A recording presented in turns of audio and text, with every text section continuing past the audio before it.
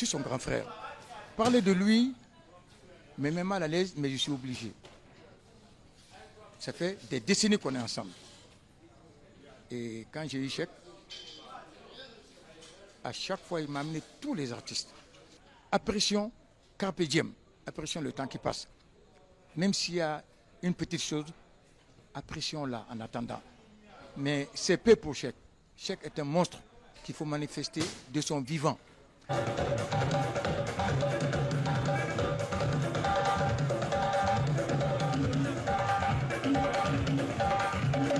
Il le mérite. Depuis le début, il n'a pas changé. Parce que maintenant que j'ai vu que les musiciens ils jouent pour beaucoup d'argent.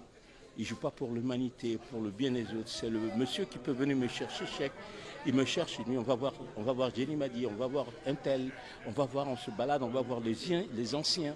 Hein, à Bradadji, tout ça, à Misra, des gens que je vais oublier, moi. Il se balade, il va voir tout le monde, il va voir les familles. Il est rentré chez moi, hein, dans la famille à Dar Salam. Mais tout le monde, quoi, c'est comme s'il était habitué à tout. C'est quelqu'un qui il joue pour l'humanité, il ne joue pas simplement pour sa personne. Parce que beaucoup de gens jouent, ils sont bien maintenant, ils sont easy. Mais non, lui, il joue pour tout le monde. Et jusqu'à présent, c'est ça.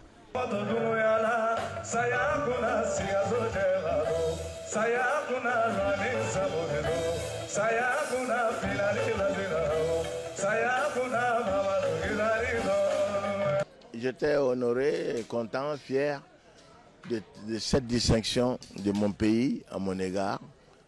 Et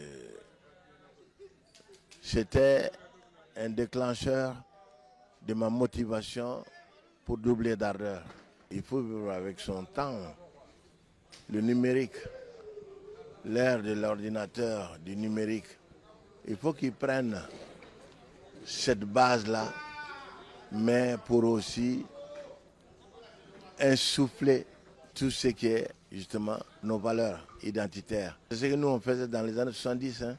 On était à mort, R&B, soul, gospel, tout ça, ici à Bamako. Mais quand on prenait notre répertoire, on l'amenait à la sauce justement de toutes les autres influences, sans dénaturer justement notre... C'est ce qui faisait notre particularité et c'est ce qui m'a permis aussi d'aller dans d'autres cieux où on a dit mais il nous amène quoi là?